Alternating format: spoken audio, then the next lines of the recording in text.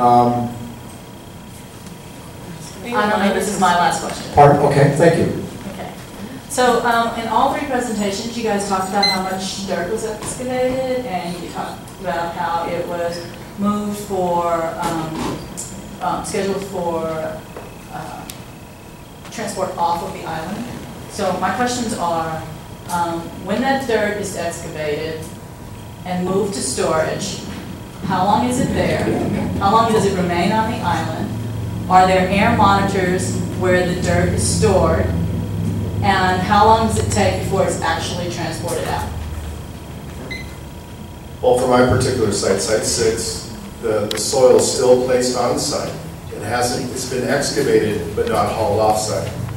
There will be a follow-on CERCLA remedial action there coming up where they will be removing soil and transporting it off-site. When? But just for my, excuse me. When? That should be, yes, that'll be in 2016. So it's going to sit for a year? Yes, it has this tackifier. It's called Gorilla Snot is the trade name for it. And that pretty much puts a layer of, for lack of another word, glue down. And it basically, as long as it's maintained, which it will be until the follow-on project comes on, there is little to no chance. There is no chance that there's going to be any dust generated. Chris's, on the other hand, they are storing soil to be hauled off. Oh wait! Before you give up the mic, are there air quality monitors surrounding that your site and that stored dirt for the duration until it is remediated? No. During active digging, there are. During activity, yes. When it's being pushed around, yes. While it's being stored, no. We just don't generate dust. The protocol followed is that when you do active digging, the air quality management district rules apply to that situation. Once you store the soil, you pile it, you put a tackifier on it.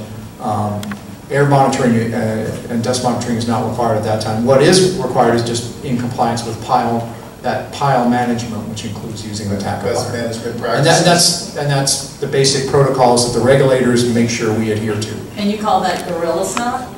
Yes, that's the commercial. That's the trade name. Okay. Yeah, it's called a tackifier, right? And how long have you guys been using this tackifier? Because before, when I come to these meetings, you guys have said that the way that you control the dust was by wetting the dirt.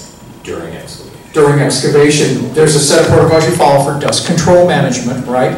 During the activity, which is excavation, and then what we're now talking about is post-excavation with the piles. Sure. And how long have you been using that tackifier? All Years. Okay. It's a standard. That's fine. It was just never standard environmental cleanup industry protocol. Okay. Right, and the option would be that plastic. Okay. Covered in this Yeah, which is also a best management practice. You can also wrap it in visqueen or in plastic. And you see that often. I mean, we've all seen that, right, all across the state of California. Sometimes companies or projects opt to wrap it in plastic rather than use a tackifier. Okay. But So both are considered compliant. Okay, thank you. And for the other two projects? The other two projects? Danielle's isn't pushing dirt, but yeah, so it's mimics what Louis just said. Our particular project, we have those radiological screening pads that we talked about. The soil stays on those pads until we've determined where it's going. Once we know the profile of the material, what waste stream it is. So the landfills will take, certain landfills will take certain waste streams. Once we determine where it's going to go, it gets directly picked up off of that pad and put in a truck. There's no storage of material for my particular job site. No, it's of the material, but what about of the dirt that it came from the excavation? Oh, okay, I see. Material meaning soil. Yes, when I the say soil material, would have had exposure, right?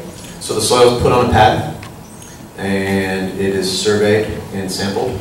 Okay, it's also we add the tackifier to that, and in our case, we actually stack one layer on top of another. So we do one 6-inch layer, put another layer of plastic on top, do another 6-inch, and we might do 4 of those. So you may have this sandwiched stack of soil. It's not a stockpile, it's a stack of soil. Once we finish our testing, so we're still working that soil, testing it, taking samples. As soon as we're done and we know the results of the soil, it gets loaded in a truck and it's out of here.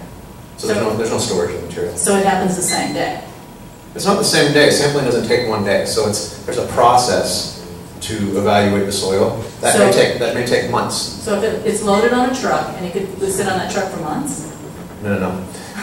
The sampling of the pads could take upwards of months once that determination is made. But this is still a sandwich. It's not in the stockpile. It's stacked on the pad. Okay. That final layer has the gorilla snot laid on top. So that's the state that it's in now, currently, if you walk out there. Once we're finished with our testing, sampling, scanning, those are really the only 2 events that happen: sample, scan. Once we know where that material is going, it gets picked up, put into a truck, and driven off to a landfill. So there's no temporary stockpiling of material. Okay, and my last question is about